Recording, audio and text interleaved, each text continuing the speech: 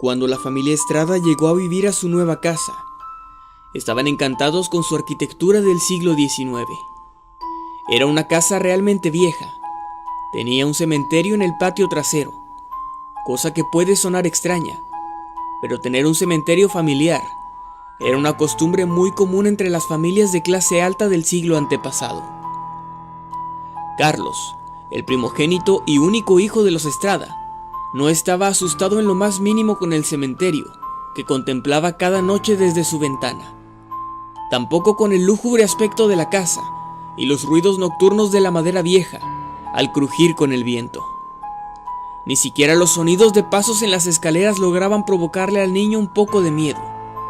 Nada de eso le preocupaba, pues a Carlos lo único que le daba miedo, la única cosa que no lo dejaba dormir por las noches, era el viejo roble que se erguía majestuoso al fondo del camposanto. Un árbol verdaderamente tétrico, con ramas que se mecían con el viento haciendo un ruido infernal. Estaban tan torcidas y viejas que emulaban a los movimientos erráticos de un siniestro kraken, un cefalópodo inmundo, moviendo sus tentáculos en el aire, hundiendo barcos en la ribera de la noche. Tantas cosas pasaban por la mente del niño al contemplar el vetusto roble cada noche desde su ventana. Desde cierto ángulo, la luz de la luna hacía que se dibujase en el tronco del árbol una horrible cara demoníaca que parecía sonreír con una mirada siniestra noche tras noche. Pero todo cambiaba al amanecer, pues el niño se sentía tranquilo. El árbol bajo el sol radiante del mediodía lucía realmente hermoso e inofensivo. Era solo al ocultarse el sol que la mente de Carlos se inundaba con el miedo más profundo y tal vez más infundado que jamás había sentido en la vida. Cada noche era peor que la anterior. Al asomarse por la ventana, él podría jurar que el árbol se veía más y más tétrico cada noche, cada vez más grande y más cercano a su casa. Las tumbas a su alrededor empeoraban aún más su aspecto, y el rostro que se dibujaba en su tronco con la luz de la luna cada vez le parecía ser más nítido y definido.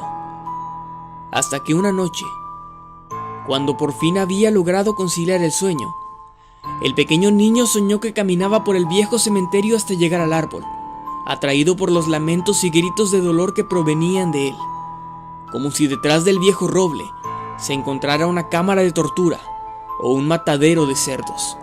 Los gritos se volvían más claros mientras él más se acercaba, cada vez más fuertes y desgarradores.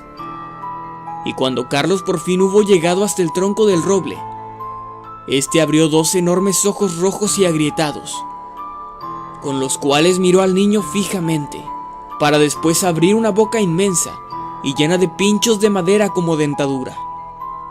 El aliento del árbol era putrefacto, era el aroma de la muerte misma. Carlos salió corriendo para escapar, y al ponerse a salvo tras una tumba, comenzó a leer la inscripción de la lápida.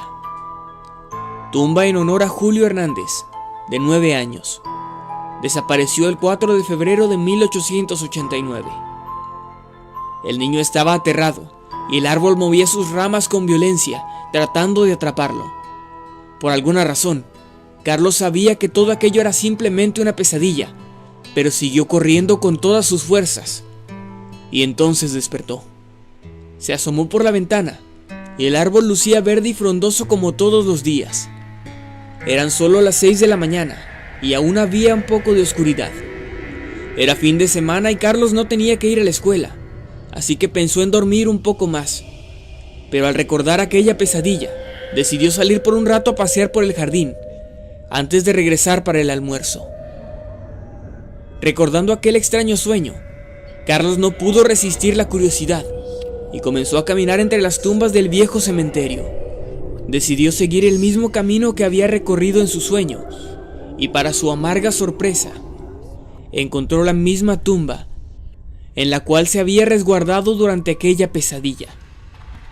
Carlos no quería leer la inscripción de la lápida. Algo muy dentro de él le decía que no debía hacerlo, pero no pudo contenerse más y comenzó a leer. Tumba en honor a Julio Hernández, de 9 años. Desapareció el 4 de febrero de 1889.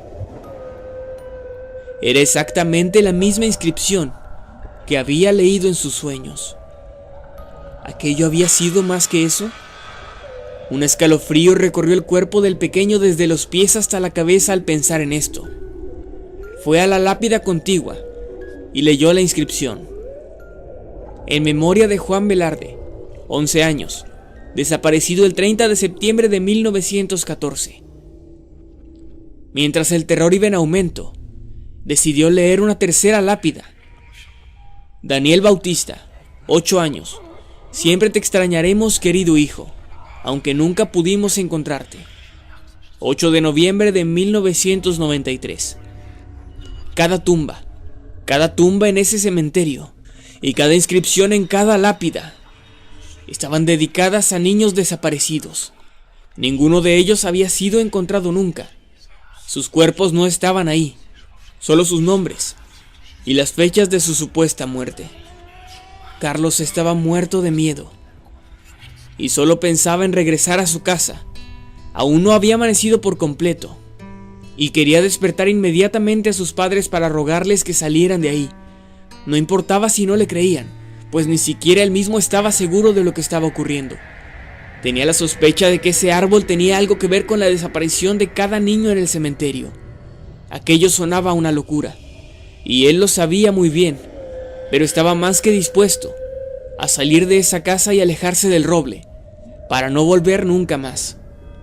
Pero antes de poder correr de regreso a su casa, Carlos comenzó a escuchar de nuevo aquellos lamentos provenientes del árbol.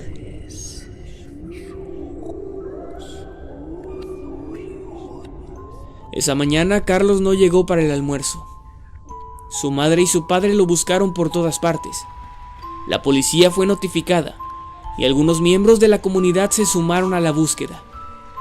Muchos de ellos, algunos de los más ancianos, comentaban que nunca más lo volverían a ver, pues estaban ya conscientes de las extrañas desapariciones de niños que ocurrían por el lugar. Por aquella misma razón habían iniciado con ese cementerio, dedicado únicamente a niños desaparecidos. El señor y la señora Estrada decidieron mudarse unos meses después, ya que habían dado por muerto a su hijo. Se sabe de buena fuente que unos años más tarde lograron concebir otro hijo. Pero en cuanto al pequeño Carlos Estrada, su desaparición y paradero siguen siendo un misterio. La vieja casa de arquitectura francesa del siglo XIX sigue ahí, al igual que el viejo roble erguido sobre el fondo del cementerio, donde cada vez hay más tumbas de niños que desaparecen día con día. Y dicen algunos que por la noche aún pueden escucharse los gritos y lamentos que provienen del viejo roble.